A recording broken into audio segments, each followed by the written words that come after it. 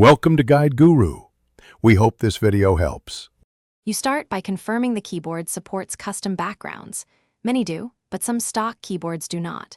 Once confirmed, back up any custom themes or export settings to avoid losing work. Now open the keyboard app itself or go to Settings Right Arrow Languages and input Right Arrow Virtual Keyboard to access the keyboard you will change. This gets you immediately to the configuration area.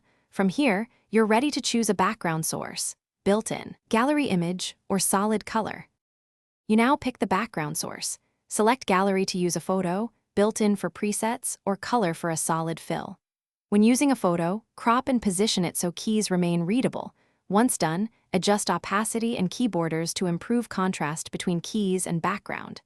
Make sure to tweak letter color if the keyboard offers it. Preview the theme to confirm legibility and spacing. When satisfied, apply the theme so the background is saved and active across apps. Finish by testing the new background in Messaging, Search, and a Notes app to spot visibility or misalignment issues. If keys are hard to read, go back and increase opacity, change key borders, or select a different letter color. You can also adjust keyboard height if layout feels off.